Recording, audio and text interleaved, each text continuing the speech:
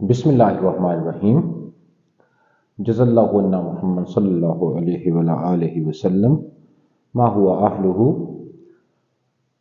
मैं हूं आपका वर्चुअल टीचर मोहम्मद काशिफ गुराया। तो आज जिस टॉपिक को लेकर हम आपसे मुखातब होने लगे हैं वो आपकी एक्सरसाइज का लॉन्ग क्वेश्चन नंबर 3 है। इनमें हमने 4 डिफरेंसेस के बारे में बात करनी है। जो फर्स्ट डिफरेंस है वो है मालिक्यूल और ग्राम मालिक्यूल के माबैन।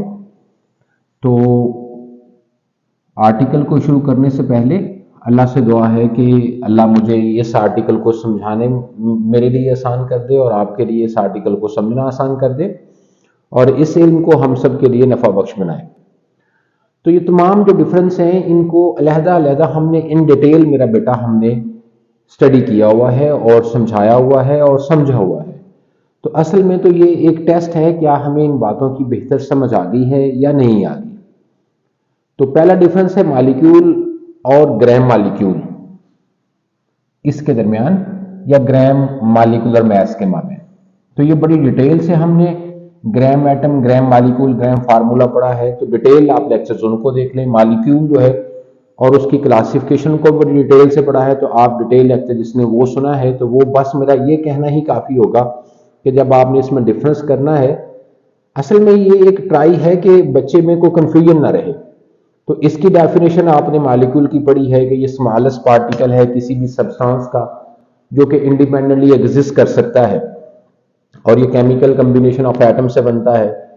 तो मालिकुलर मैस, ग्राम मालिकुलर मैस या ग्राम मालिक्यूल की डेफिनेशन में आपने पढ़ा है कि अगर किसी भी सब्सटेंस के मालिकुलर मैस को हम ग्राम्स में ज़ाहिर करें तो ये कहलाता है उसका ग्राम मालिक्यूल या ग्राम मालिकुलर मैस। डिटेल बहुत हमने इसके जो टॉपिक पढ़ा था वहां डिस्कस की हुई है। तो मेरा नहीं ख्याल कि अब इसमें मजीद कोई बात करने की जरूरत है। एक आप इसकी एग्जांपल दे दें मालिक्यूल की, तो मालिक्यूल ऑफ वाटर जैसे यहाँ कहा गया है कि मालिक्यूल ऑफ वाटर H2O है और ग्राम मालिकुलर मैस या ग्राम मालिक्यूल ऑफ वाटर जो है वो किसके इक्वल है, वो 18 ग्राम ऑफ वाटर के इक्वल है। इसको भी हमने वहां एग्जाम्पल में डिस्कस किया था। जो सेकंड डिफरेंस है वो है एटम और ग्राम एटम के दरमियान। तो एटम और ग्राम एटम में जमीन आसमान का फर्क है जैसे मालिक्यूल और ग्राम मालिक्यूल के दरमियान। तो आप इसकी डेफिनेशन मैंने अलग आर्टिकल पढ़ाया हुआ है इसका। तो स्मॉलेस्ट पार्टिकल है किसी भी एक एलिमेंट का जिसका ये करैक्टर है कि वो केमिकल रिएक्शंस में रिएक्ट करके कोई कंपाउंड बनाने की सलाहियत रखता हो, तो उसको एटम कहते हैं। यहाँ एलिमेंट्स कुछ का तज़किरा किया गया है इसकी एग्जाम्पल में कि हाइड्रोजन एक एलिमेंट है जो कि इंडिपेंडेंटली H2 की फॉर्म में एग्जिस्ट करता है, लेकिन इसका स्मॉलेस्ट पार्टिकल जो है जिसको एटम कहते हैं वो H है। नियॉन एक एलिमेंट है और इसका स्मॉलेस्ट पार्टिकल Ne है। तो it is an atom of neon, it is an atom of क्या भी हाइड्रोजन। डिटेल हमने वहां पर डिस्कस की है, इसको दोबारा डिटेल डिस्कस करने की जरूरत नहीं है। जो पहली दफा इसको देख रहे हैं वो पीछे रेलेवेंट आर्टिकल एटम के मुतालिक जो है उसको स्टडी कर ले।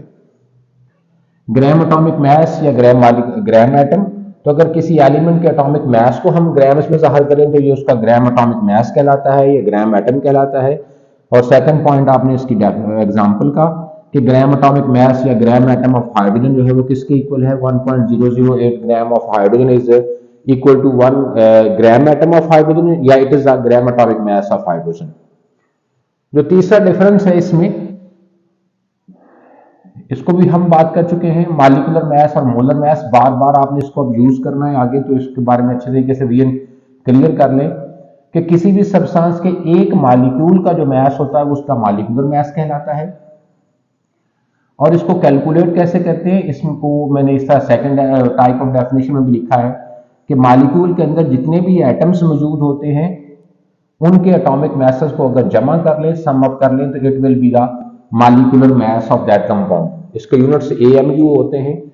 जैसे कि ये एग्जांपल में मैंने मालिकुलर मैस पढ़ाते हुए करवाया हुआ है कि मालिकुलर मैस ऑफ वाटर जो है, हाइड्रोजन का मैस 1 है, तो वाटर में H है कितने, 2 है। ऑक्सीजन का एटॉमिक मैस जो है वो क्या है, 16 है। और इसके एक मालिक्यूल में कितने एटम है, ऑक्सीजन के 1, तो 16 + 2 18। तो यूनिट्स होते हैं इसके AMU। तो 18 AMU will be called can be molecular mass of क्या भी वाटर। मोलर मैस की बात करें तो अगर किसी भी सब्सटेंस के 1 मोल का जो भी मैस होगा वो उसका क्या कहलाएगा, मोलर मैस कहलाएगा। इसको रिप्रेजेंट हम कैपिटल एम से करते हैं, ये याद रखिएगा, अगर न्यूमेरिकल प्रॉब्लम में बार बार इसको स्टडी करना है। इसके यूनिट्स ग्राम पर मोल होते हैं। इसकी वैल्यू वही है जो मॉलिक्यूलर मास की है, लेकिन अगर आप इसको ग्राम्स में ज़ाहिर कर देंगे तो पिछला आर्टिकल में पढ़ाया है, इसको ग्राम मॉलिक्यूल या सिंपली मोल कहेंगे, और इस मास को ग्राम मॉलिक्यूलर मास या मोलर मास कहेंगे। तो लिहाजा मोलर मास ऑफ वाटर है वही, यूनिट बदल जाएंगे, तो 18 ग्राम पर मोल। लास्ट का जो आर्टिकल है वो है केमिकल फार्मूला और ग्राम फार्मूला। तो किसी भी कंपाउंड को रिप्रेजेंट करने के लिए जो यूनिट यूज होता है वो केमिकल फार्मूला कहलाता है।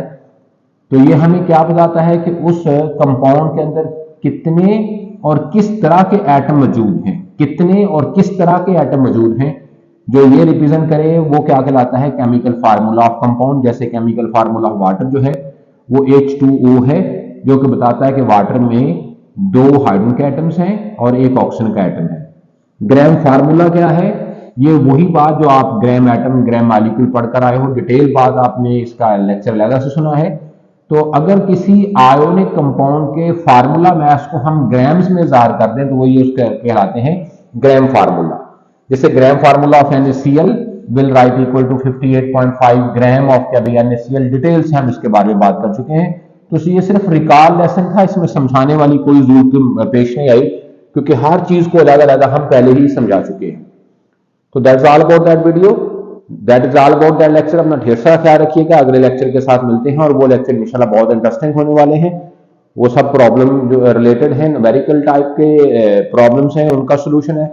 तो प्लीज उसको गौर से देखिएगा और उससे खूब अच्छे तरीके से फायदा उठाइएगा। Take care of yourself, lot more. अल्लाह हाफिज, अस्सलाम वालेकुम।